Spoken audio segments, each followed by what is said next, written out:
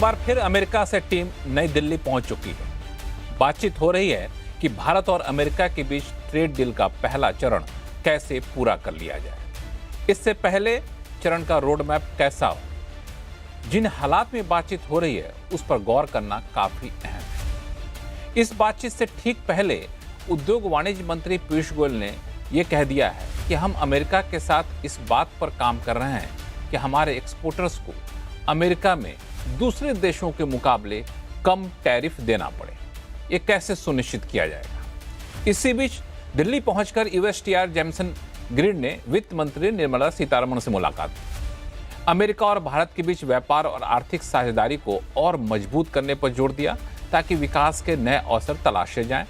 दोनों देशों के बीच व्यापारिक संबंधों को ज्यादा व्यापक और गहरा बनाया जाए। अब यह बातचीत जिस माहौल में हो रही है उसे समझना भी काफी अहम है। मैं थोड़ा सा पीछे आपको लेकर चलता हूं। दरअसल फरवरी में जब दोनों देशों के बीच फ्रेमवर्क का ऐलान हुआ था, तब अमेरिका 25% का रेसिप्रोकल टैरिफ लगा रहा था। फ्रेमवर्क के तहत यह तय किया है कि भारत पर 25% नहीं 18% टैरिफ लगाया जाएगा। लेकिन इस बीच हुआ क्या कि अमेरिकी सुप्रीम कोर्ट ने पूरे रेसिप्रोकल टैरिफ को ही गैरकानूनी करार दे दिया। फिर अमेरिका इसकी जगह 10% टैरिफ लगा दिया, यानी 25% की बजाय अब 10% एडिशनल टैरिफ अमेरिका लगा रहा है सभी देशों पर। ऐसे में 18% वाला जो वादा है उसका तो अब कोई मतलब रहा नहीं। अब जो 10% ड्यूटी लगा रहा है वो भी 24 जुलाई को उसकी मियाद खत्म हो रही है, यानी तब कोई अतिरिक्त ड्यूटी अमेरिका की तरफ से रह ही नहीं जाएगी। हाँ, इस बीच अमेरिका ने एक नया हथियार निकाला है, सेक्शन 301। इसके तहत भारत समेत 60 देशों पर 12.5% तक ड्यूटी लगाने का प्रस्ताव रखा है, जिसका आधार है कि हम जबरन मजदूरी को बढ़ावा दे रहे हैं। वैसे भी आरोप बगैर सिर पार का है, ड्यूटी लगाने का महज एक बहाना ढूंढा जा रहा है। अब सवाल यह है कि अगर भारत अमेरिका के बीच ट्रेड डील करे तो कितनी ड्यूटी पर करे, क्योंकि पिछले फ्रेमवर्क वाले 18% ड्यूटी का अब तो कोई मतलब रहा नहीं। अगर किसी एक टैरिफ पर ट्रेड डील कर भी ले तो इस बात की क्या गारंटी है कि सेक्शन 301 के तहत 12.5% ड्यूटी या कोई और ड्यूटी भविष्य में नहीं लगाई जाएगी। और इससे भी बड़ा सवाल यह है कि आखिर इस ट्रेड डील की जरूरत अब किसे है, भारत को या अमेरिका को? क्योंकि अमेरिका जब 50% ड्यूटी लगाया था तब भी हम ठीक ठाक एक्सपोर्ट कर रहे थे। जब 25% ड्यूटी लगाया तब भी अमेरिका को एक्सपोर्ट हम कर रहे थे ठीक ठाक। तो आज इन्हीं सारे मुद्दों पर हम खास चर्चा करेंगे और हमारे साथ विशेष मेहमान होंगे। नमस्कार, मैं हूं लक्ष्मण राव और हम चर्चा करेंगे पूर्व विदेश सचिव शशांक साहब जुड़े हैं कुछ देर में, WTO में भारत की पूर्व राजदूत अंजलि प्रसाद मैम, जियो पॉलिटिकल एक्सपर्ट धीरज कौल साहब जो कि अमेरिका से जुड़ रहे हैं, वरिष्ठ पत्रकार शुभमय भट्टाचार्य जी। शुरुआत में शशांक सर आपसे करना चाहूँगा। बहुत ही बेसिक सा सवाल ये है कि इस डील की जरूरत किसे है? देखिए, डील की जरूरत खाली इसलिए है दिखाने के लिए कि जो हमारा द्विपक्षीय ट्रेड डील का मसला इतने दिनों से चल रहा है, तो हम उसे आगे बढ़ाने के लिए तैयार हैं। हम भारत और अमेरिका के रिश्तों को महत्व देते हैं और हमने इतने और देशों के साथ में बायलैटरल ट्रेड एग्रीमेंट्स किए हैं, FTAs किए हैं। अमेरिका के साथ में सिर्फ दिक्कत ये आ रही है कि वो कहते हैं कि आप तो हमको 0% ड्यूटी पे हमारा सामान लीजिए और हम आपको जो है जो भी हम ड्यूटी लगाएंगे आपके पास बायलैटरली मानिए कि हम आपके ऊपर 18 लगाएंगे या 10 लगाएंगे। और इसके अलावा जो हमारे डोमेस्टिक लेजिस्लेशन है उसके अंडर में जो हमको इन्वेस्टिगेशंस करने पड़ते हैं वो हमको ड्यूटी लगानी पड़ती है, तो हम यूनिफॉर्मली सबके ऊपर लगा देंगे। लेकिन उसमें भी वो किसी के ऊपर 12.5% लगाते हैं, किसी के ऊपर 10%। तो अमेरिका में मैं कहूंगा कि ये टैरिफ का मसला जो है, जो पहले महत्वपूर्ण नहीं होता था, क्योंकि अमेरिका चाहता था कि भाई वहां पे उनका प्रोडक्शन बेस बढ़े। तो जैसे हम लोगों के रॉ मटेरियल या सेमी प्रोसेस गुड्स जाते थे अमेरिका में तो वो उनको ले लेते थे, और जैसे जैसे वो हम ज्यादा प्रोसेस करते थे गुड्स को तो वो बहुत जबरदस्त ड्यूटी वहां पे लग जाती थी, ताकि उनको मार्केट एक्सेस नहीं मिलता था, या नॉन टैरिफ बैरियर्स भी लग जाते थे तरह तरह के। तो अब सिर्फ ये है कि हमको दिखाना है कि भारत और अमेरिका के रिश्ते अच्छे हैं और हम उनको और मजबूत बनाना चाहते हैं। लेकिन अब ये नहीं चाहते हैं कि भारत में ये इस तरह की भावना रहे कि अमेरिका बहुत ही यूनिलैटरली, और अमेरिका को, जैसे अमेरिका ने कई बार भारत के बारे में बात करी है और भारतीयों के बारे में, तो वो बात अच्छी यहाँ मानी नहीं जाती है। तो मेरे ख्याल से सिग्नल्स कुछ मिक्स्ड आते रहे हैं उनको हम चाहते हैं कि वो मिक्स सिग्नल्स कम से कम रहें और पॉजिटिव साइड पे जितना रह सकता है, चाहे धीरे-धीरे चलें, लेकिन पॉजिटिव डायरेक्शन में चलना चाहिए। पॉजिटिव डायरेक्शन में चलना चाहिए, लेकिन धीरे धीरे चलना चाहिए। बड़ी अच्छी बात शशांक साहब आपने कही। अंजलि प्रसाद मैम, सवाल मेरा वही रहेगा कि इस डील की ज़रूरत हमें कितनी है, क्योंकि जब 18% की बात फरवरी में की गई थी उसका तो अब कोई मतलब रहा नहीं। तो पहला काम तो हमें उस 18% को रीनेगोशिएट करना पड़ेगा। दूसरा कि हम 25% पे भी एक्सपोर्ट कर रहे थे, 50% था तब भी कर रहे थे, थोड़ा बहुत कम हुआ, फिर वापस से पटरी पाने लगा, क्योंकि ड्यूटी तो सब पे लग रही है। जी, इसमें किसकी ज्यादा जरूरत है इस ट्रेड डील के लिए? अगर हम इसको इन टोटलिटी देखें तो, और एक लाइन में अगर जवाब दें तो क्लियरली इसमें यूएस को ज्यादा जरूरत है इसकी। पहली चीज, इंडिया एक डोमेस्टिक मार्केट लेड इकोनॉमी रही है और है आज भी। ट्रेड हमारी जीडीपी का स्मॉल परसेंटेज है, फिर भी इम्पोर्टेंट है, क्योंकि हम कुछ बहुत अहम चीजें इंपोर्ट करते हैं जिसके लिए हमें फॉरेन एक्सचेंज की जरूरत है, तो हमें एक्सपोर्ट भी करना है। अब इशू ये आता है कि जो फ्रेमवर्क एग्रीमेंट बना है उस बेसिस पे क्या हम इस ट्रेड डील का एट ऑल कोई भी एडवांटेज ले पाएंगे? जैसा आपने कहा अभी के 18% को हमें रीनेगोशिएट करना पड़ेगा। ये क्वेश्चन रीनेगोशिएशन का मेरे हिसाब से अराइज ही नहीं होता है, क्योंकि यूएस के जो टैरिफ्स बाउंड हैं डब्ल्यूटीओ में वो 3.3% से 5% तक के हैं। अगर आप कहते हैं कि हम किसी भी ट्रेड रूल को फॉलो नहीं करेंगे और आप हमारे साथ नेगोशिएट कीजिए, तब तो फिर आप किसी चीज पे रिलाय नहीं कर सकते आगे भी कि ये इस पे मतलब रहेंगे, स्टिक करेंगे, नहीं करेंगे, कि एक बिल्कुल अनसर्टन टैरिफ लैंडस्केप टाइप की चीज यूएस के साथ हमेशा बनी रहेगी। एक तलवार लटकी रहेगी, कभी 301 लगेगा, कभी कुछ और लगेगा। इस तरह से हम लोगों को एक अनसर्टन टैरिफ लैंडस्केप में सरवाइव करना पड़ेगा। क्या हमारे एक्सपोर्टर्स इस तरह की अनसर्टेनिटी में कोई comparative advantage विज़-वी other countries US में पा सकेंगे? तो अगर हम देखें यहाँ पर इस वक्त यूएस की ज्यादा जरूरत है, क्योंकि उनको हमारा मार्केट चाहिए। मेक अमेरिका ग्रेट अगेन एक डिमांड ड्रिवन रिक्वायरमेंट है उनका, और उन्हें अपनी सप्लाई साइड को बढ़ाना है, एम्प्लॉयमेंट को बढ़ाना है, तभी उनकी इकोनॉमी बढ़ेगी। और इंडिया से अच्छा कोई और मार्केट उनको मेरे हिसाब से नहीं मिलेगा। इंडिया से अच्छा मार्केट नहीं मिलेगा, अमेरिका को ज़्यादा इस ट्रेड डील की ज़रूरत है। शुभमय सर, एक सवाल इसी से मैं जोड़ दूं साथ में, फिर आप अपना कमेंट करिएगा कि जो अंजलि मैम कह रही थी कि एक्सपोर्टर्स को एक सर्टेनिटी चाहिए, ड्यूटी जो भी लगाए एक सर्टेनिटी चाहिए, तो डील हो भी गई तो क्या वो सर्टेनिटी मिल पाएगी? गारंटी है उसकी? हमने यूरोप के लिए देखा, हमने जापान के लिए देखा, जहाँ पे डील हो गई लेकिन फिर से टैरिफ लगा, अतिरिक्त टैरिफ लगाया।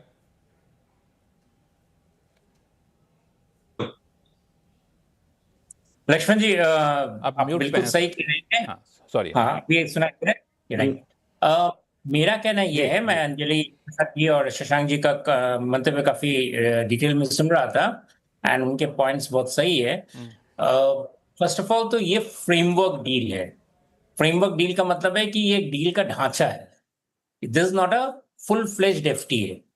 एक जैसे यूएस के यूके के साथ या जैसे ईयू के साथ जैसे नेगोशिएशन हो रहा है, यूके के साथ हो चुका है या ऑस्ट्रेलिया के साथ, न्यूजीलैंड के साथ हो चुका है, ये डील जो यूएस के साथ होने वाला है ये एक फ्रेमवर्क होगा, यानी कि एक जिसे कहते हैं सोफिस्टिकेटेड एमओयू, कि हम इस ऐसे ट्रेड टैरिफ्स, ऐसे ट्रेड अरेंजमेंट्स, ऐसे टैरिफ अरेंजमेंट्स पे हम आश्वासन देते हैं, but we don't commit, neither from India side से, नीदर यूएस के साइड से, क्योंकि इससे ज्यादा इस वक्त यूएस गवर्नमेंट से डील करना इम्पॉसिबल भी है और यूएस से भी फ्रेम ऑफ सजेशन नहीं दिए हैं।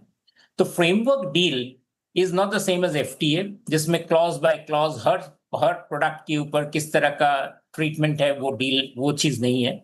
ये सबसे पहला डिफरेंस है इंडिया यूएस फ्रेमवर्क में। और इसकी जो फ्रैंकली इसका मतलब है, इसका इम्प्लीकेशन क्या है? तो इम्प्लीकेशन ये है कि इंडिया से जो प्रोडक्ट्स एक्सपोर्ट होते हैं उनमें वही रेट्स चलेंगे जो अभी फिलहाल चल रहे हैं। Will there be a better rate?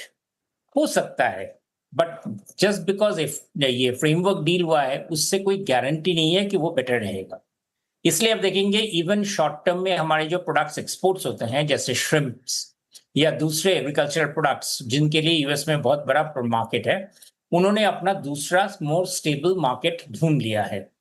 In fact हमारा लास्ट ईयर का सबसे बड़ा सरप्राइज है कि हमारे श्रिम्प एक्सपोर्ट्स जो करीब टोटली यूएस पे डिपेंडेंट थे, वो पूरी तरह से शिफ्ट कर गए हैं टू न्यू मार्केट्स में, क्योंकि यूएस डील के ऊपर उनका भरोसा नहीं है। रही बात लॉन्गर टर्म जैसे इंजीनियरिंग गुड्स की एक्सपोर्ट्स की, जिसके भी भारत से बहुत बड़ी एक्सपोर्ट होती है, वो डिपेंड करेंगे कि भाई यूएस जाके क्या एग्जम्पशंस वेवर्स लेते हैं। सुप्रीम कोर्ट का shooting down of the US agreements के बाद नया किस चैप्टर में यूएसए इंडिया से नेगोशिएट करते हैं, क्या आश्वासन देते हैं, क्योंकि इन प्रोडक्ट्स के जो सेल एंड परचेज रहता है वो लॉन्गर टाइम फ्रेम का रहता है। तो इसलिए उनको चाहिए कि, और वो मांगेंगे कि हमें एग्जैक्ट नंबर्स चाहिए। आपको पता ही है कि बहुत सारे इंडिया यूएस ट्रेड डील्स में नंबर्स लिखे नहीं गए हैं। नंबर्स क्योंकि हर महीने में चूंकि वो चेंज होते हैं, चेंज होने की सरप्राइजेस हैं, चेंज होने का और भी पॉसिबिलिटीज हैं, इसलिए कोई भी ठोस नंबर्स एग्रीमेंट्स में लिख के नहीं रखे हैं। सो जब ठोस नंबर्स ही नहीं लिख के रखे हैं तो transaction is on the best effort. Basically transaction हो सकता है, शायद होगा, लेकिन होगा ही, इसके ऊपर कोई भरोसा नहीं दे सकता है। इंडिया यूएस डील में देयरफॉर कौन सा ऐसा है जो अभी एक्सपोर्ट या इंपोर्ट स्टैंडर्ड रूप से चल रहा है? वह सिर्फ एनर्जी प्रोडक्ट्स हैं, एलएनजी, क्रूड ऑयल, इन सभी चीजों के चूंकि इनका ट्रेड नेगोशिएशंस अलग रहता है, हाई सी सेल रहता है, बहुत सारा चीज रहता है, शॉर्ट टर्म में इनका ट्रांजैक्शंस होता है। सो इंडिया यूएस के बीच में वही उन्हीं प्रोडक्ट्स के सबसे ज्यादा अभी शेयर्स हैं। इनफैक्ट मैं रिसेंटली कुछ ऑयल प्रोड्यूसर्स लार्जर जो यूएस के हैं उनसे मैं बात कर रहा था, और उनका कहना है कि भाई आप हमसे डील कीजिए, यूएस गवर्नमेंट के साथ डील मत कीजिए, क्योंकि आपको पता ही नहीं होगा कि कौन सा रेट में होगा, लेकिन हमारे साथ आप अगर डील करेंगे, और ये बात वो काफी सीनियर लेवल में इंडिया गवर्नमेंट के ऑफिसर्स से भी बोल रहे थे कि आप हमसे डील कीजिए, हम इंश्योर करेंगे कि हम जिस नंबर्स हम लिख लेंगे कॉन्ट्रैक्ट में, हम वो परसेंटेज ऑफ टैरिफ्स में ही आपसे डील करेंगे। यूएस गवर्नमेंट का तो कुछ पता नहीं, वो आज करेंगे कल करेंगे, उनका फ्लक्चुएशंस रहेगा। और oil and energy, oil sector में लार्जर क्रूड ऑयल या एलएनजी, चूंकि ये प्राइवेट सेक्टर से आता है, इसलिए वहां पे भरोसा है कि वहां पे जो मोरलेस जो जिसे कहते हैं बिजनेस एज यूजुअल जो है वो चलता रहेगा। तो सब मिलाकर इंडिया यूएस ट्रेड मार्केट में, हालांकि India US is a very big market, हम इस मार्केट को नजरअंदाज नहीं कर सकते हैं, लेकिन इस मार्केट में जिसे कहते हैं फ्रेमवर्क के तहत कुछ ज्यादा उछाल आएगा, ये कोई भी एक्सपोर्टर्स नहीं एक्सपोर्ट कर रहे हैं, एक्सपेक्ट कर रहे हैं, और इसीलिए ये मोरलेस मार्केट्स के लिए एक नॉन इवेंट बनता चला जा रहा है। जी दरअसल इसमें एक चीज़ और मैं जोड़ दूं, हमारे साथ यूएस से जुड़ गए हैं धीरज कौल साहब, जो कि काफ़ी दिनों तक ट्रम्प के पॉलिसी के साथ जुड़े भी रहे थे। धीरज कौल साहब, अभी हम लोग तीन हमारे पैनलिस्ट ने बातचीत की, मेन मुद्दा मैंने शो के शुरू में उठाया ये था कि इस ट्रेड डील की ज़रूरत आखिर किसे है? अमेरिका को ज़्यादा ज़रूरत है या फिर इंडिया को ज़्यादा ज़रूरत है? बात चलते चलते यहाँ तक पहुँच गई कि वहाँ के इम्पोर्टर डील करना चाहते हैं 1 to 1, और एक प्राइस फिक्स कर देना चाहता है, हम इस कीमत पर आपसे लेंगे। अब कोई अगर टैरिफ, एडिशनल टैरिफ अमेरिका लगा रहा है तो आखिरकार पे तो करना पड़ता है इंपोर्टर को, और उसका अंतिम जो है वो पेमेंट करना पड़ता है कंज्यूमर को, तो नुकसान तो वहां पे ज्यादा होता है। जी हाँ, नमस्कार। Thank you for having me on the show. क्या आपको मेरी आवाज आ रही है? जी आ रही है। हाँ, देखिए आपने आई एम सॉरी मेरा वीडियो का कुछ इश्यू था, सो आई वाज लिसनिंग, पर बहुत इंपॉर्टेंट पॉइंट्स किए। तो मैं, क्योंकि मैं बायोटेक सेक्टर फाइनेंस से भी कनेक्टेड हूँ और एआई हेल्थ केयर पे हमारा वर्क रहता है, तो there is lot of overlap of macro. तो कुछ पॉइंट्स अभी जो उन्होंने बताया एब्सोल्युटली करेक्ट है। और हम लोग जो देख रहे हैं यूएस सेक्टर को क्या चाहिए इस डील से, basically oil and LNG sector, जिसपे मुझे लगता है ऑलमोस्ट बात कंप्लीट हो रही है। एरोस्पेस, डिफेंस, इसके अलावा एग्रीकल्चरल प्रोडक्ट्स, जिसपे हम शुरुआत से बात कर रहे हैं टैरिफ से पहले से, जहां पे पेच अटका हुआ है, जिसके अंदर आपको पता ही है कॉर्न है, सोयाबीन है, जेनेटिकली मॉडिफाइड क्रॉप्स हैं। और कहीं ना कहीं हमारे जो यूएस फार्मर्स हैं उनके लिए एक बहुत बड़ी मंडी खुल जाए भारत में, इसके लिए बहुत बड़ा मांगा वोटर बैंक का प्रेशर भी है, बेस भी है। और कनाडा ने जो हमें पहले रिफ्यूजल दिया था हमारे एक्सचेंज ऑफ क्रॉप्स के साथ, कहीं ना कहीं ऑल्टरनेटिव मार्केट ढूंढना यूएस तब से कोशिश ट्रम्प कर रहे हैं। इसके अलावा हमारे जो डेयरी प्रोडक्ट्स हैं, जिसके ऊपर बहुत प्रेशर है, क्योंकि यहाँ पे सरप्लस काफी ज्यादा है, हमारे पास मार्केट्स को ढूंढने की सख्त इस टाइम जरूरत है।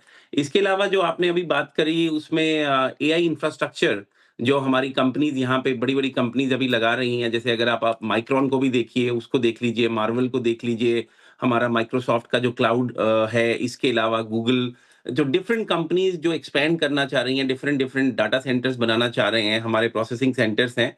और कहीं ना कहीं सेमीकंडक्टर जो हमारी मैन्युफैक्चरिंग यहाँ पे तेजी से बढ़ी है, उसके लिए क्या हमें एक सेकेंडली सब्सिडरी एरिया मिलेंगे जहां हम और एक्सपोर्ट कर सकें। India is looking for IT services के अंदर उन्हें कुछ ब्रेक मिले। फार्मा जिस सेक्टर में मैं हूं, मुझे बहुत प्रॉमिसिंग दिख रहा है इंडिया यूएस का इंटरफेस। इसके अलावा एक सेक्टर है जिसको मेडिकल डिवाइसेस बोलते हैं, कल ही हमने उस पर एक पेपर पब्लिश किया है। उसकी ग्रोथ 350% एंटिसिपेटेड है within next 3 to 4 years, जिसमें India can be a very big beneficiary as a net exporter to Southeast Asian countries for a cheaper services as well as manufacturing cost। क्योंकि जो medical variable devices हैं, जब हम उसे AI के साथ combine करते हैं, जो डाटा पॉइंट्स हेल्थ केयर के मिलते हैं, दैट इज डिफरेंट लेवल। और उसकी मैन्युफैक्चरिंग इंडिया हमें साउथ ईस्ट एशिया मार्केट के अंदर तकरीबन 1/5 रेट पे प्रोवाइड करा सकता है, तकरीबन आई वुड से 1/3 to 1/4.5, मतलब तकरीबन 30% कीमत पे से 20% कीमत पे हम वो कर सकते हैं। अभी उस पर बात हो रही है, उसमें ट्रांसफर ऑफ टेक्नोलॉजी एक बहुत बड़ा मुद्दा है, प्राइवेसीज के इश्यूज हैं, लेकिन मुझे लगता है ग्रोइंग इकोनॉमीज, खासतौर पे इंडिया जिसका आप हेल्थ केयर पे काफी फोकस है, उसमें बहुत अपॉर्चुनिटीज हैं। मैं इसको एक पॉजिटिव सेंस में देख रहा हूँ। लेकिन आपकी बात बिल्कुल सही है, जो कुछ पैनलिस्ट ने पहले बोला, इसका मेन एजेंडा है कि हम अपने जो फार्मर्स हैं, हम अपने जो लोग हैं, उनके लिए कैसे मार्केट ढूंढें। उसके ऊपर बहुत प्रेशर है, खास तौर पे क्योंकि भारत के अंदर देखिए एग्री इंडस्ट्री तकरीबन 60%, if I am not wrong, जो रूरल भारत आता है वहां पे बहुत बड़ा डिपेंडेंस है। और जो अमेरिकन एक एवरेज फार्मर है, उसका अगर आप लैंड देखें, उसको अगर आप सब्सिडीज देखें, तो तकरीबन 60 से 80 हजार डॉलर, डिपेंडिंग कौन सी स्टेट में आप बात कर रहे हैं, पर फार्मर को मिलती है। उसको आप भारत के साथ कंपीट नहीं कर पाएंगे। तो मुझे लगता है एक अनफेयर कंपटीशन डेफिनेटली एग्री और मिल्क प्रोडक्ट्स में है, जिसको भारत सरकार बहुत कोशिश कर रही है प्रोटेक्ट करने के लिए। लेकिन जिस दिशा में चीजें जा रही हैं, मुझे लगता है ये एक फंसता हुआ पेच होगा। May be second step of negotiation में इसे एड्रेस हो, लेकिन पहले स्टेप के जो मुझे क्लियरली दिख रहे हैं, जिसपे बात ऑलमोस्ट कंफर्म हो रही है, वो डेफिनेटली एनर्जी है, जिसके अंदर एलएनजी और पेट्रो प्रोडक्ट्स, जैसे आपके पैनलिस्ट ने थोड़ी देर पहले बताया, वो है, फार्मा है, कुछ हद तक हमारा आईटी सेक्टर है, और जो हम डाटा सेंटर्स की बात कर रहे हैं। और वो डाटा सेंटर्स माइंड यू सिर्फ इंडिया के लिए नहीं बन रहे हैं, वो साउथ ईस्ट एशिया को कवर करेंगे, तो बहुत जॉब्स भी वहां पे क्रिएट होंगी। लेकिन नेट बेनिफिशियरी थोड़ा सा मुझे लगता है अमेरिका को ज्यादा फायदा दिख रहा है, अगर आप टेक्निकल वर्ड्स में पूछे तो। मेरे तौर पे फायदा होगा ही, क्योंकि ट्रेड, हम लोग तो वैसे भी इंडिया ट्रेड सरप्लस है, तो अमेरिका की पूरी कोशिश यही कि ट्रेड सरप्लस को कैसे हम लोग इसको अमेरिका की तरफ से ट्रेड डेफिसिट को कैसे कम से कम किया जाए। भारत हो दूसरे देशों के साथ, तो भारत पर विशेष जोर इसलिए रहता है एक छोटा सा पॉइंट ज्यादा रहता है। एक छोटा सा पॉइंट बोलना चाहूंगा। कि ये इस सब गेम में आप ये मत भूलिए कि हमारे जो ग्रेजुएट्स हैं इंजीनियरिंग के डिफरेंट कॉलेजेस के, आज उनमें 25 से 27% फ्यूचर जॉब्स मार्केट्स के अंदर ड्रॉप है। ऑल्दो हमारे जॉबलेसनेस नंबर्स करंटली लो हैं, क्योंकि मैं एआई स्पेस से हूं तो मैं आपको बता सकता हूं उसके रियल इफेक्ट तकरीबन 2 क्वार्टर से 3 क्वार्टर में ग्लोबली दिखने लगेंगे कि एआई की वजह से जॉबलेसनेस कितनी क्रिएट हो रही है यूएस मार्केट में। अभी वो नंबर्स नहीं दिख रहे माइंड यू, इसलिए हमारी मार्केट भी बहुत अच्छा से चल रही हैं। हमारे इंटरेस्ट रेट्स आप देखते हैं कैसे उसके हिसाब से चलते हैं जॉबलेस नंबर्स के। लेकिन हम लोग जो एआई सेक्टर में हैं, हम एंटिसिपेट कर रहे हैं तकरीबन 6 से 9 महीने के अंदर एक बड़ा massive lack of job opportunities US के अंदर आपको और दिखेगा, और शायद उसके रिपल इफेक्ट भारत में भी एंटिसिपेटेड है। दरअसल इसको लेकर कई सारे संकेत अभी से मिलने शुरू हो गए हैं। इतने डिटेल में हम लोग जाएं, इससे पहले एक बात जो आपने की काफ़ी इंपॉर्टेंट है कि एग्रीकल्चर जैसे जो रेड लाइन है उसको फिलहाल के लिए छोड़ दिया जाए। सेकंड स्टेज पे जब सेकंड ट्रांच का बायलैटरल ट्रेड एग्रीमेंट करे तो वहाँ पे जाता हुआ दिखे, लेकिन पहले ट्रांच में जहाँ पे भारत को ज़रूरत है, भारत के पास कोई विकल्प नहीं है या फिर विकल्प है तो यूएस के जैसे ही विकल्प हैं, तो क्यों न पहले चरण के डील के फ्रेमवर्क को हम लोग यहाँ पे आगे बढ़ाता हुआ दिखें। शशांक सर, ये कितना व्यवहारिक विकल्प होगा? नहीं, बहुत व्यवहारिक भी है, और मैं समझता हूं कि जो हमारे पैनलिस्ट कह रहे हैं कि अमेरिका में तो कमर्शियल फर्म्स ही वो एग्रीमेंट करती हैं और वो दबाव डाल रही हैं सरकार के ऊपर कि उनको जो मार्केट जहां जहां नहीं मिल रहे हैं, तो इसलिए अमेरिकन सरकार के ऊपर दबाव पड़ रहा है। इसमें एग्रीकल्चरल सेक्टर का ज्यादा है, बाकी एनर्जी सेक्टर का है, लेकिन वो एनर्जी वाले चाहते हैं कि उनके चूंकि नंबर्स इतने ज्यादा हैं कि उसमें बेहतर है कि वो डायरेक्टली डील अगर भारत से हो जाती है तो लॉन्ग टर्म में, तो उनको लगता है कि that will be much better. और उसमें भारत जो है फिर क्योंकि अभी आगे का अगर मार्केट खुलने वाला है ईरान से, तो ईरान से अगर सप्लाई शुरू हो जाती है तो भारत को बहुत ज्यादा वो आसान लगेगी।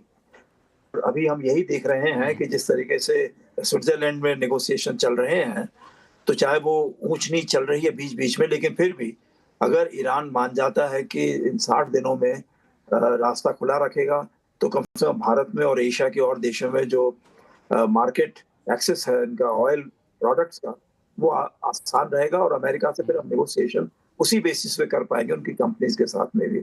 और एग्रीकल्चर का मुझे लगता नहीं है कि भारत सरकार या कोई भी सरकार भारत में उसमें ज्यादा रिस्क लेना चाहेगी, क्योंकि हमारे यहाँ जैसे इन्होंने कहा है अभी कौल साहब ने कि इतने 60% के करीब हमारे रूरल मैन पावर उसमें जुड़ा हुआ है, तो वो कैसे उसको छोड़ा जा सकता है। और उनके लाइफस्टाइल का मसला है, उनके फूड सिक्योरिटी का मसला है, हमारे ख्याल से वो अभी नहीं हो सकता। और वहाँ पे अमेरिका में या बल्कि यूरोप के और कई देशों में सब कॉर्पोरेट सेक्टर के पास में है, तो उनको तो कॉर्पोरेट नंबर से मतलब है। तो हमारे फार्मर्स जो हैं वो अन्नदाता जो हम कहते हैं, वो अन्नदाता की बजाय वो डेली वेजर्स बन जाएंगे और सबके सब जो है उधार खाते में रहेंगे। और जब बीच बीच में हमारे पास खबरें आती रहेंगी कि साहब इतने लोगों ने सुसाइड कमिट कर लिया है, तो वो हम नहीं चाहेंगे कि अमेरिका के जिम्मे वो इस तरह के भारत की मौतें जो हैं वो अमेरिका के सिर पर मढ़ी जाएं। तो मुझे लगता है शायद यही वजह है कि भारत ने इससे पहले, अमेरिका से पहले यूरोप के साथ डील किया, चाहे ओमान के साथ किया, चाहे यूके के साथ किया, सब जगह इस रेड लाइन पे हमेशा बना रहा कि एग्रीकल्चर सेक्टर में हम अपना मार्केट नहीं खोलेंगे। और ये दरअसल एक इंडिकेशन भी यूएस के लिए है कि देखिए हमने किसी देश के साथ नहीं किया है, तो आप हमसे इस तरह की अपेक्षा ना रखें। मुझे लगता है कि वो भी एक नेगोशिएशन की टेक्टिक होगी कि दबाव डालें एग्रीकल्चर के, लेकिन बाकी चीज़ों पर अपना रिबेट लेकर के हम आगे निकल जाएं। शायद अमेरिका ये भी सोच रहा होगा। क्यों अंजलि मैम?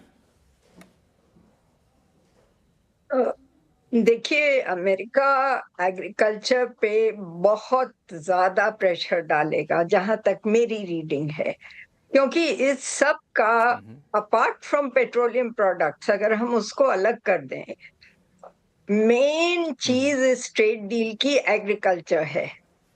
और इसमें जैसा कि एक हमारे को पैनलिस्ट ने कहा कि उनका वोट बैंक भी इन्वॉल्व है प्रेसिडेंट ट्रंप का। हमको याद रखना चाहिए कि यूएस बहुत भारी सब्सिडाइजेशन करता है एग्रीकल्चर का। 50% से 215% of its value of production subsidised है। क्या इंडिया उसको मैच कर सकता है? क्या हमारा average farm size of 2.5 acres US के लार्ज रैंचेस के बराबर जो उनके फार्म्स होते हैं उनसे मैच कर सकता है? नहीं। उनका जो है वो जेनेटिकली मॉडिफाइड प्रोडक्शन है जो हमारे लिए बहुत ही डेंजरस है। अगर आप देखें हमारी जो कॉटन फार्मर्स हैं, मैक्सिमम सुइसाइड्स कॉटन में हो रही हैं। क्यों?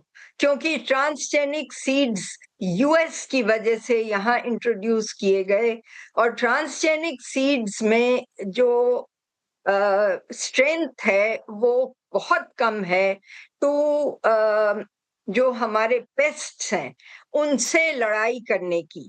तो जो बॉलवर्म नाम का पेस्ट है वो हमारी कॉटन क्रॉप्स को अटैक करता है और हमारे कॉटन फार्मर्स सुइसाइड करते हैं।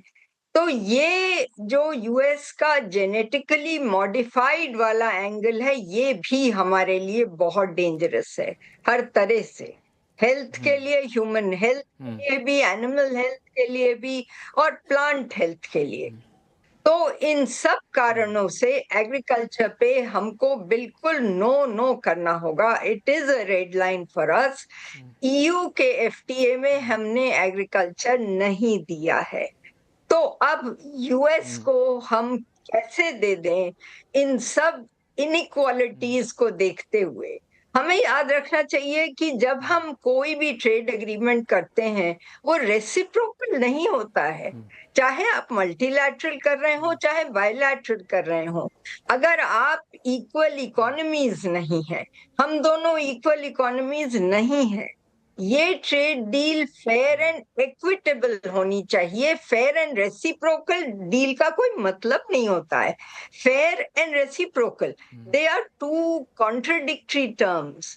इस तरह नहीं। दूसरी बात जो मैं एक पॉइंट रेज करना चाहूंगी, हमारे एक को पैनलिस्ट ने मेंशन किया था ये एफटीए नहीं है। अग्रीड, ये एफटीए नहीं है। एफटीए कैसे नहीं है? अगेन आप किस टर्म्स में बोल रहे हैं? आप फिर जा रहे हैं डब्ल्यूटीओ की तरफ। आर्टिकल 24 एफटीए नहीं है ये, लेकिन जो फ्रेमवर्क एग्रीमेंट सो कॉल्ड बनाया गया है वो भी किसी रूल्स के अंडर नहीं है। क्या हम ये मान के चलें कि उस फ्रेमवर्क का कोई मतलब नहीं है? मेरे हिसाब से उसी फ्रेमवर्क के अंदर ये टॉक्स चलती रहेंगी और हमारे ऊपर वही प्रेशर होगा, हमारे ऊपर रेसिप्रोसिटी का प्रेशर होगा, हमारे ऊपर वो 500 बिलियन डॉलर्स के गुड्स खरीदने का प्रेशर होगा क्योंकि वो अपना ट्रेड डेफिसिट कम करना चाहते हैं, एटसेट्रा। तो वो जो फ्रेमवर्क है वो मीनिंगलेस नहीं है मेरे हिसाब से, वो इस सारे डिस्कशन को इन्फॉर्म करेगा। इस सारे डिस्कशन का एक रोड मैप वहां से निकल कर आएगा, एक डायरेक्शन देगा, वो फ्रेमवर्क आगे चलकर डील का पहला चरण अभी हो या बाद में चलकर हो। लेकिन आपने एक बड़ा इंपॉर्टेंट बात कही कि रेसिप्रोकल डील नहीं कर सकते हम लोग। इंडिया अमेरिका दोनों एक प्लेटफॉर्म पे एक लेवल की कंट्री नहीं है। यहाँ पे फेयर आपको डील करने पर फोकस यहाँ पे करना चाहिए।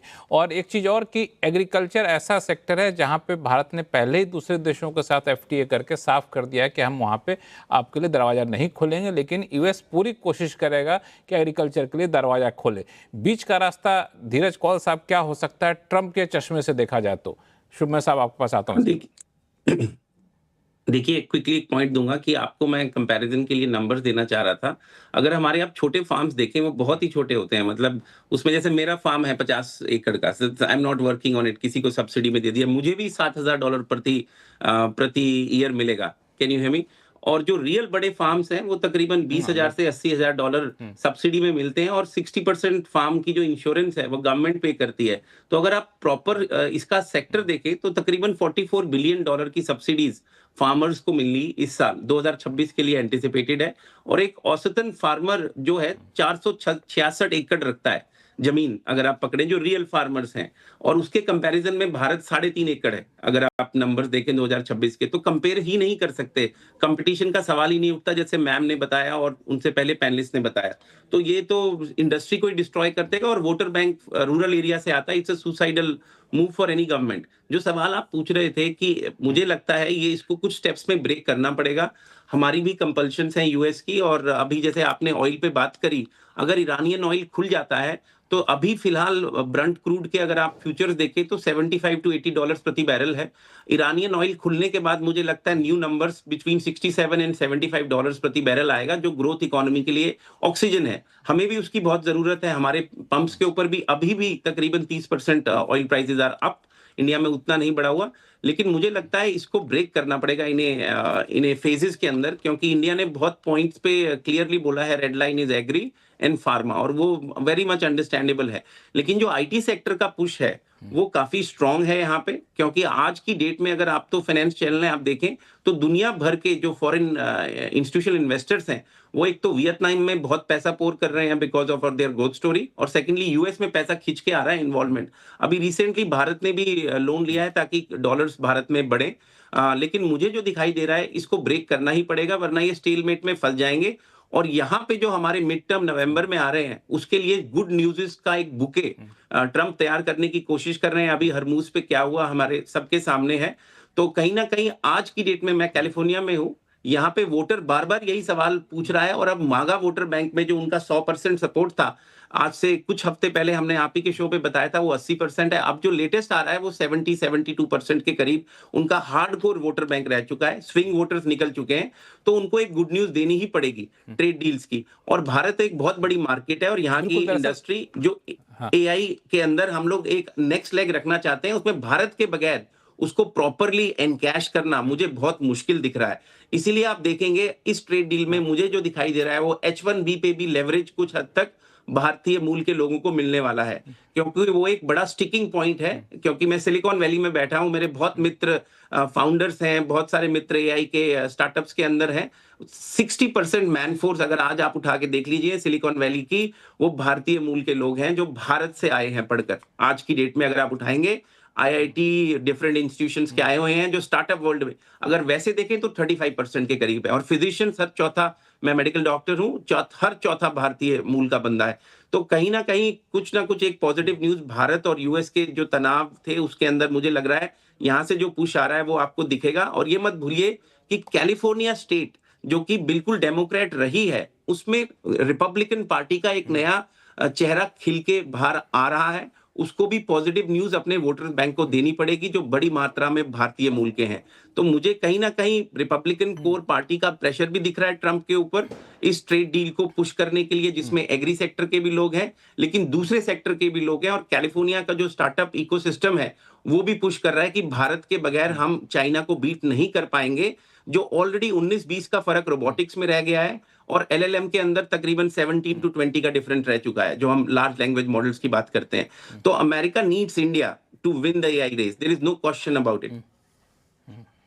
बिल्कुल, आपकी बात जो धीरज कौल साहब, काश डोनाल्ड ट्रंप भी समझ जाते। मैं तो थोड़ा सा, चूंकि एक महीने से दो महीने से इनफैक्ट हम लोग यूएस ईरान वॉर को देख रहे थे, तो आखिर समय तक ऐसा लगा कि ट्रंप चाहते थे किसी भी तरीके से इस वॉर से छुटकारा मिले। हम कूद तो गए हैं इस वॉर में, लेकिन हमें इस युद्ध से बाहर निकलना है, जैसे तैसे करके निकल जाना है। अब मुझे ऐसा लगता है कि जो टैरिफ वॉर उन्होंने छेड़ा था आने के साथ ही, वो अब चाहते हैं टैरिफ वॉर से भी कैसे तैसे निकल जाए, क्योंकि आखिर खामियाजा हमें अपने कंस्टिट्यूंसी को हो रहा है। और नवंबर में जब जाएंगे मिड टर्म इलेक्शन में, तो वहां पे आपको जवाब देना पड़ेगा। ये भी एक बड़ी बेचैनी है। आप देखिए कि फरवरी में फ्रेमवर्क अनाउंस होने के बाद 3 बार बातचीत हो चुकी है यहाँ पे, दोनों देशों में 2 बार लगातार आ चुके हैं। यूएसटीआर इस बार यहाँ पर आए।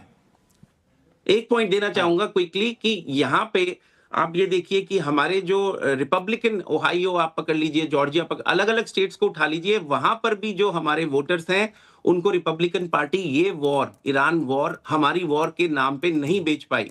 मागा वोटर बैंक भी आज बोल रहा है कि ये इजराइल की वॉर है और इसको रोकना पड़ेगा और लीश हमें नेतन्याहू पे डालनी पड़ेगी। अब वो आवाजें उठ खड़ी आ रही हैं। उसको पहले एंटी सेमिटिज्म के नाम पे दबाया जा रहा था, लेकिन अब इवन जूइश लॉबी के लोग उठ के यहां से बोल रहे हैं कि हमारे बिजनेसेस पे नुकसान हो रहा है, वर्ल्ड की इकोनॉमी हिल रही है। At the end of the day हमारे को भी बहुत फाइनेंशियल नुकसान, हर हाउस होल्ड को सर अमेरिका के हर हाउस को $3,500 का नुकसान हुआ है इस वॉर पे, हर एवरी सिंगल हाउस होल्ड।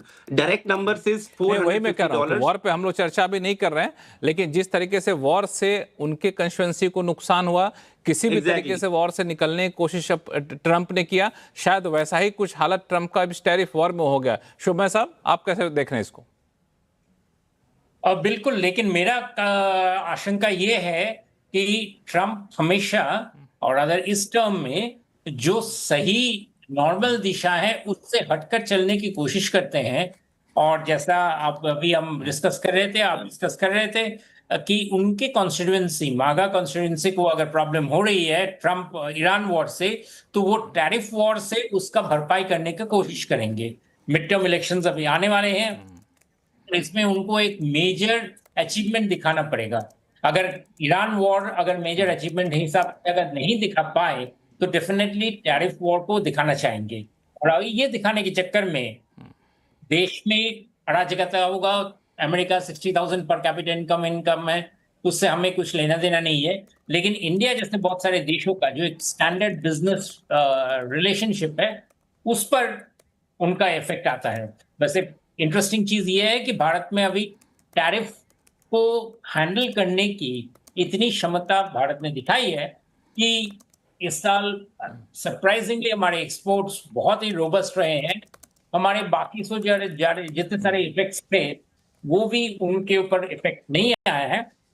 इसलिए और इफेक्ट ये रहेगा कि Indian goods targeting the American markets, उनकी सीमाएं और कम होंगी, वो दूसरे मार्केट की तरफ जरूर बढ़ेंगे। और ये कैसे होगा? This is not a long term process, ये शॉर्ट टर्म प्रोसेस में ये चेंज आ रहा है, आ गया है। बहुत सारे कंपनीज उसी तरह से देख रहे हैं कि हम दूसरे मार्केट्स की तरफ ज्यादा ध्यान दें, क्योंकि वो स्टेबल है, वहां पे हमारे रेवेन्यू रियलाइजेशन सही रहेंगे।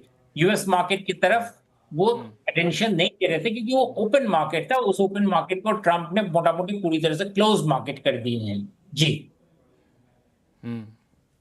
दरअसल यहाँ पे एक सवाल आपकी बात से उठा शशांक सर, इसका जवाब आपसे चाहूँगा मैं कि जिस तरीके से हम चूंकि ईरान वॉर से कंपेयर करने लगे तो मेरे ध्यान में आया कि जिस तरीके से पूरे ईरान वॉर में ईरान ने काफ़ी मैच्योरिटी दिखाई, जल्दीबाजी नहीं की और आखिरकार एक बेहतर डील लेकर के आया। कुछ लोगों को हो सकता है इस लाइन पर आपत्ति हो, लेकिन मेरी समझ ये कहता है।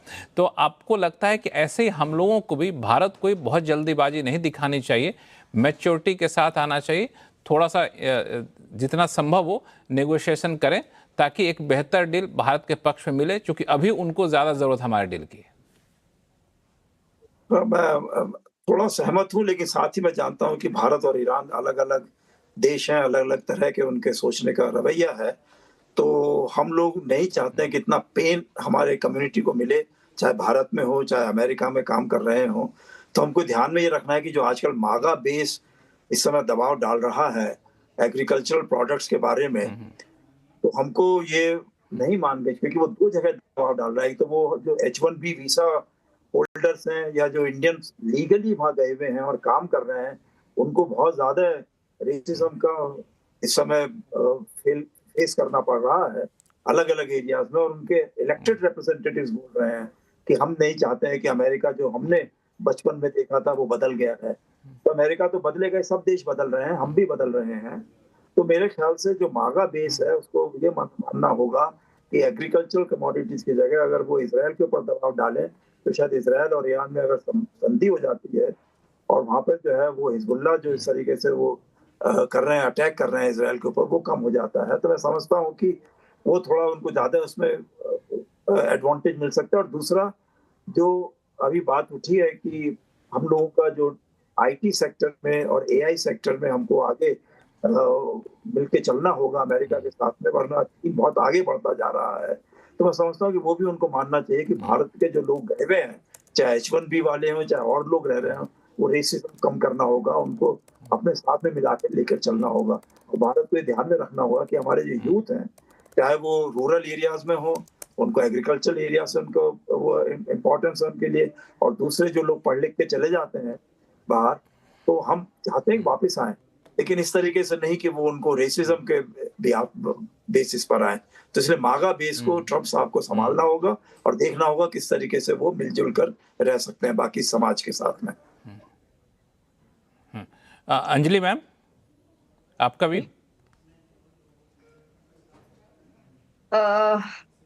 अब मैंने तो पहले भी कहा था कि हम लोगों को इस नेगोशिएशन को जितना हो सके इसको खींचना चाहिए, इसमें जल्दबाजी नहीं करनी चाहिए। इसको जितना हम लंबा खींचेंगे उतना हमारे इंटरेस्ट में होगा, क्योंकि हमें ये याद रखना चाहिए कि अगर हम एक्सपोर्टर हैं तो उधर भी इंपोर्टर है, जैसा आप कहते रहे हैं, और टैरिफ से उसका भी नुकसान होता है। उसको भी एक्सपोर्ट्स की जरूरत है, जो हम चीजें एक्सपोर्ट करते हैं, तो वहां भी एक प्रेशर बनेगा ओवर टाइम। तो ये टाइम हमें देना पड़ेगा अपने आप को। बहुत जल्दबाजी में ये डील करके हमारी इंटरनल कॉन्स्टिट्यूएंसी में भी हमें कोई वाहवाही नहीं मिलेगी, क्योंकि इस डील को लेके ऑलरेडी काफी कुछ नेगेटिव बातें फैल चुकी हैं देश के अंदर। तो ऐसा नहीं है कि ये हमारे लिए भी एक बहुत ही इमरजेंट चीज है जिसको कि और इमिनेंट और जिसको हमें एकदम जल्दी से कर देना चाहिए। हमें इसमें टाइम लेना चाहिए। ट्रेड नेगोशिएशंस में वैसे भी टाइम लगता है, इसमें जितना टाइम हम ले सकें, ये एक स्ट्रैटेजी होनी चाहिए हमारी, और ये हमारे हित में होगा। ये दरअसल जितना समय ले सकते हैं वो हमारी स्ट्रेटजी होनी चाहिए, टाइम लेना चाहिए। एक छोटा सा रिएक्शन शुभमय साहब आपसे चाहूँगा इसी पे कि हम टाइम लें, अगर लंबा खींचे बातचीत को तो एक्सट्रीम केस में हमें नुकसान क्या हो सकता है। और चूंकि अंजलि मैम ने कहा भी कि डील को लेके वैसे ही परसेप्शन बहुत अच्छा नहीं है, और ख़ास तौर से तब जब ईरान वॉर के दौरान 3 हमारे नाविकों की हत्या कर दी गई अमेरिकी नौसेना की तरफ से, उसके बाद से बहुत अच्छा मतलब लोगों में फीलिंग नहीं है। ऐसे समय आप डील कर लेंगे तो एक अच्छा मैसेज भी नहीं जाएगा। ये सोचना सही होगा कि नहीं? मैं नहीं मानूंगा। अगर फ्रेमवर्क डील की अगर बात है और जिस फ्रेमवर्क डील के तहत हमें कोई कमिटमेंट, बाइंडिंग कमिटमेंट्स नहीं आता है, तो हम वो डील कर लें तो ही अच्छा है, क्योंकि हम नेक्स्ट स्टेप की तरफ फिर हम सोच सकते हैं और इससे हमें कोई ऐसे से नुकसान खास नहीं है। इसलिए फ्रेमवर्क डील इनफैक्ट इंडिया की तरफ बहुत बड़ी एक्विजिशन था कि इंडिया FTAs या ट्रेड डील्स नहीं करते हैं। So with the largest market इस तरह का फिर से there will be lot of issues जो हमारे सामने आएंगे।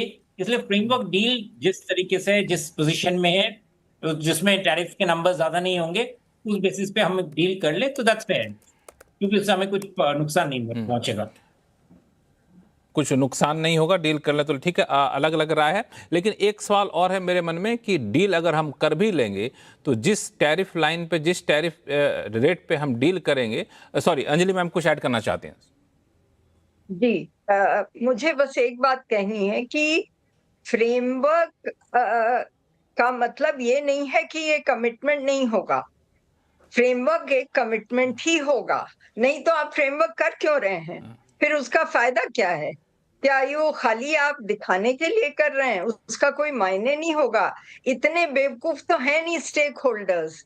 दोनों तरफ के स्टेक होल्डर्स इसको समझेंगे कि framework is not for the sake of the framework. ये किसी नतीजे पे पहुंचेगा, बेशक इसमें फेजिंग आउट हो, लेकिन ये जरूर किसी नतीजे पे पहुंचेगा। और खाली ये कह देना कि फ्रेमवर्क कर लीजिए और फ्रेमवर्क डील कर लीजिए और इससे कोई असर नहीं होगा, मेरे हिसाब से ये कहना ठीक नहीं होगा।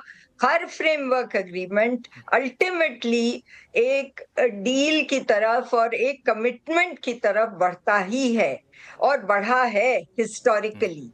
और हमको ये सारे टैरिफ्स जो हम इसमें एग्री करेंगे वो बाइंड करने पड़ेंगे, क्योंकि हम तो रूल बेस्ड सिस्टम में हैं। हम ट्रम्प साहब की तरह नहीं कह सकते कि हम लोग WTO से बाहर हैं और हम जो चाहें वो करेंगे। हमें ये सब टैरिफ्स बाइंड करने पड़ेंगे और MFNize करने पड़ेंगे, क्योंकि ये आर्टिकल 24 FTA नहीं है।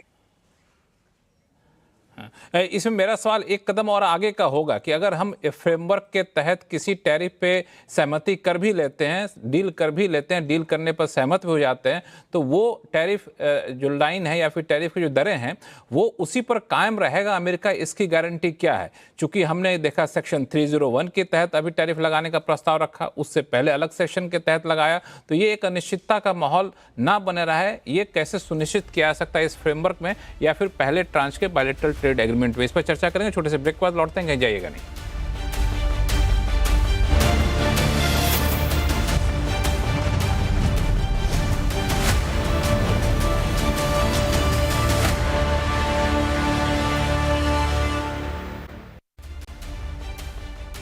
ब्रेक के बाद एक बार फिर से आपका स्वागत है। हम लोग चर्चा कर रहे हैं कि यूएस ट्रेड डील के कितने करीब हम लोग हैं।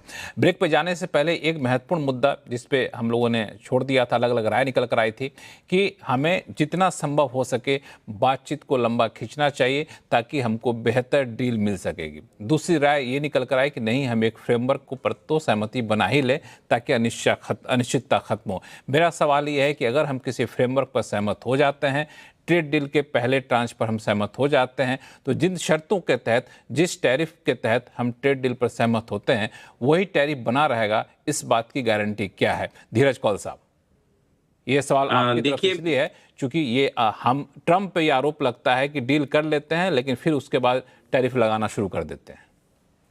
जी हाँ, तो यहाँ पे बहुत मंथन पिछले कई महीनों से हो रहा है कि इस टैरिफ से नेट बेनिफिट यूएस इकोनॉमी को क्या हुआ है।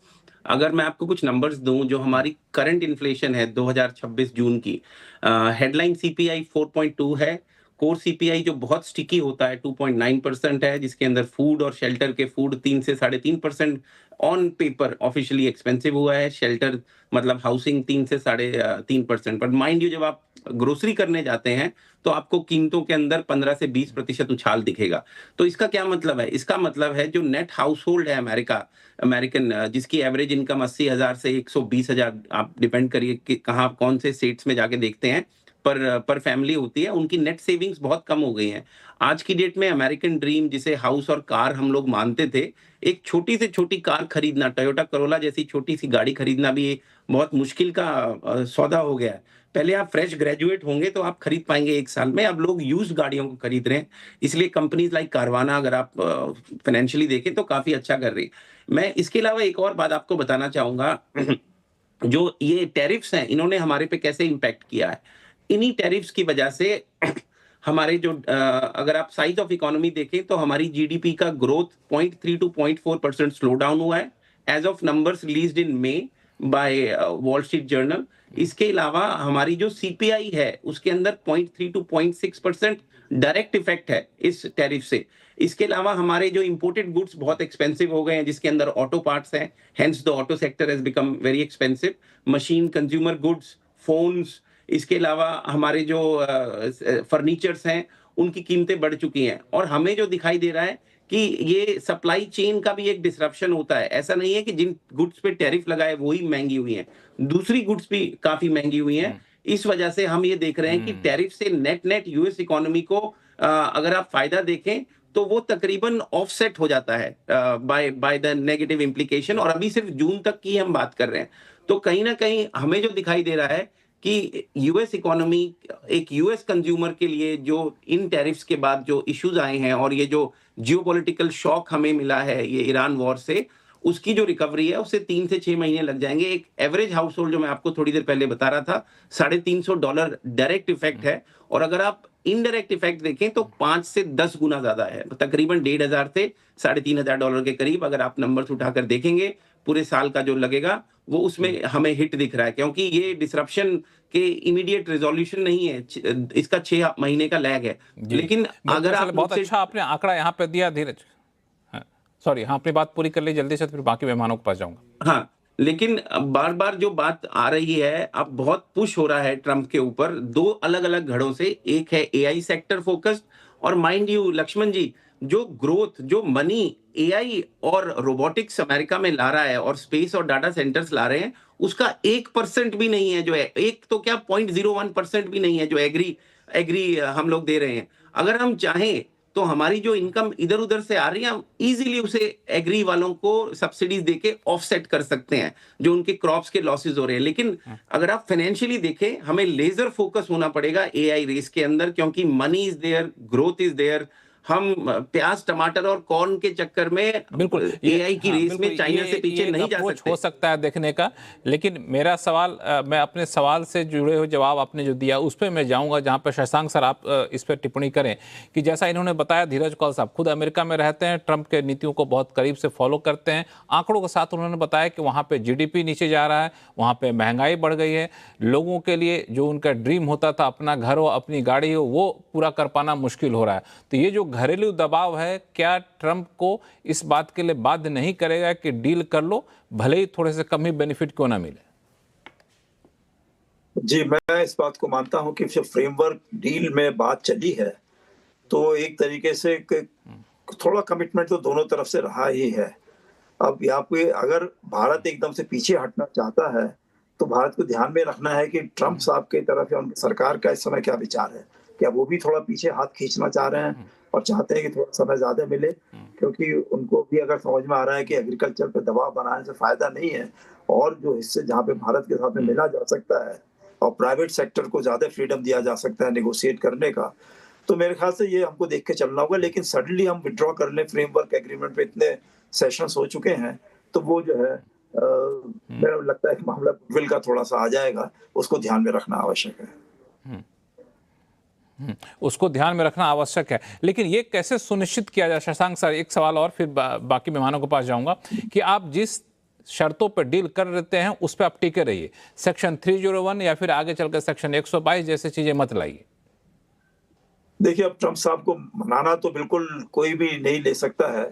खाली ये कहा जा सकता है कि जिन आइटम्स को हमने अगर उसमें एग्रीमेंट कर लेते हैं, तो कम से कम उस पे अगर वो लगाते भी हैं uniformly all over the world, तो उसमें इंडिया को किसी तरह से डिसएडवांटेज नहीं होना चाहिए compare to other competitive countries. तो मेरे ख्याल से अगर इस तरह के बात मान जाते हैं, बाकी है कि वो राष्ट्रपति हैं, बॉस कहते हैं अपने को, तो मुझे लगता नहीं है कि हम यहाँ से कुछ कह सकते हैं। हालांकि उन्होंने बोला कि मैंने वैसे लाइटर मोड में अपने आप को बॉस बोला था। अंजलि मैम, ये आप तो बहुत सारे ट्रेड नेगोशिएशन के हिस्सा रही हैं समय समय पे, WTO में लंबे समय तक आपने देखा वहाँ पे काम, तो कोई ऐसा प्रावधान होता है क्या कि ऐसे बायलैटरल ट्रेड एग्रीमेंट में ऐसा कुछ क्लॉज जोड़ दिया जाए कि आगे चलकर किसी और सेक्शन के तहत आप हम पर एडिशनल टैरिफ नहीं लगाएंगे तो हम भी रेसिप्रोकल लगाएंगे? हो सकता है यूएस के साथ? नहीं लक्ष्मण जी, देखिए, जो नॉर्मल बायलैटरल ट्रेड एग्रीमेंट्स होते हैं या प्लूरीलैटरल ट्रेड एग्रीमेंट्स होते हैं, यानी 3 या 4 देशों के बीच में होते हैं, वो WTO के रूल्स के तहत होते हैं, जिसको कि आर्टिकल 24 कहा जाता है, जो गैट का आर्टिकल 24 है। उसके अंदर ये प्रोविजन है कि आप उस डील को चेंज नहीं करेंगे अनलेस उस डील के प्रोविजंस जो हैं वो म्यूचुअली अग्रीड हों कि हाँ, हम ये चेंज करना चाहते हैं। वो सब पार्टीज जो हैं उस ट्रेड एग्रीमेंट में वो चेंज करें आपस में। वो उसमें एक क्लॉज डाली जाती है कि ये इस तरह से चेंज हो सकता है या नहीं हो सकता है, डिस्प्यूट्स किस तरह दरअसल मैं यहीं पे आपको रोकूंगा या नहीं हो सकती। अंजलि मैम, चूंकि ये क्लॉज फ्रेमवर्क जो फरवरी में साइन किया गया था, उस फ्रेमवर्क में भी क्लॉज था कि आप कोई एक तरफा कोई टैरिफ बढ़ाते हैं तो हम भी टैरिफ बढ़ाने के लिए स्वतंत्र हो गए। तो क्या इस सेक्शन 301 के तहत अगर अमेरिका कुछ करता है या फिर कोई टैरिफ घटाता बढ़ाता है तो भारत भी स्वतंत्र होगा ऐसा करने के लिए कि नहीं? सेक्शन 301 उस फ्रेमवर्क से बिल्कुल अलग है। ये फ्रेमवर्क एग्रीमेंट किसी रूल या किसी लॉ में रूटेड नहीं है। ये जैसे हमारे को पैनलिस्ट ने कहा कि इट इज, अगर मैं कहूं बहुत ही क्रूड टर्म्स में, it's a piece of paper. ये किसी लीगल फ्रेमवर्क में रूटेड नहीं है। वेयर सेक्शन 301 यूएस की ट्रेड लॉ का हिस्सा है, जिसको वो एक्स्ट्रा टेरिटोरियली अप्लाई करते हैं। ये WTO अल्ट्रा वायरीज है, यानी WTO के खिलाफ है, पर फिर भी वो इसको लगाने की थ्रेट कर रहे हैं, अभी उन्होंने किया थ्रेट नहीं दे है। रहे होते तो हैं। अभी किया नहीं, देखना हालांकि है इस पे कि वो क्या करते हैं। हाँ बिल्कुल, 7 जुलाई को इस पर अंतिम सुनवाई होने। शुभमय साहब, एक आखिरी सवाल, क्या घरेलू दिक्कतें, मजबूरियां ट्रंप को मजबूर करें कि भारत के साथ कैसे भी वो डील कर ही लो? मोर और लेस। और एक चीज हमारे लिए सोचना है कि हम सिर्फ यूएस के साथ ट्रेड डील ही नहीं करते, हमारा एक बहुत बड़ा फाइनेंशियल सेक्टर का इन्वॉल्वमेंट है, जिसका हम लोग इस प्रोग्राम में जिक्र नहीं किए हैं। वहां पे हमारा कुछ कुछ मजबूरियां हैं। हम अगर ये डील, फ्रेमवर्क डील, जैसे मैंने कहा कि इसके तहत हमारा कोई लॉस नहीं होता है, just a sort of a basically good terms agreement, कि it will be a framework that outline the terms जिसमें फ्यूचर परचेजेस होगा या फ्यूचर परचेजेस। लेकिन हमारे फाइनेंशियल सेक्टर के लिए हम अभी भी वहां पे नई पोजीशन में है जहां पे हम यूएस हेजेमनी को नजरअंदाज करके हम हमारा बिजनेस चला सकते हैं। तो इट्स अ गुड आइडिया कि हम के मर्क्यूरियल सिस्टम्स में हम एक अननेसेसरी एक और प्रेशर पॉइंट्स ना डालें। और चूंकि हमारे पास कुछ प्रॉब्लम होता नहीं है तो ठीक है, हो जाए। और जिस तरह से जब तक वो अगर वो कमिटमेंट देते रहे कि हम tariff better than other countries देंगे, जैसे हमारे कॉमर्स मिनिस्टर पीयूष गोयल बोल रहे हैं कि वी वांट समथिंग बेटर हमारे दूसरे देशों से, तो अगर उस तरह से अगर हो जाए तो फाइन, फेयर इनफ चलेगा। हालांकि उससे कुछ बिजनेस में ज्यादा इजाफा नहीं होगा, लेकिन फाइनेंशियल सेक्टर के लिए जो बहुत बड़ा चीज है उसमें हमारे बहुत सारे बेनिफिट्स बरकरार रहते हैं और उसमें टेंशन का फाइनेंशियल सेक्टर के लिए काफी सारे बेनिफिट है जो हमें बरकरार रहेगा और एक बड़ी अपॉर्चुनिटी भी खोलेगा। शो का समय चूंकि खत्म हो रहा है शुभमय सर, इसीलिए मैं आपको बीच में रोक रहा हूं, लेकिन आप सभी मेहमानों का बहुत बहुत धन्यवाद अपना कीमती समय निकालने के लिए। आवाज अड्डा में फिलहाल इतना ही। देखते रहिए CNBC आवाज। नमस्कार।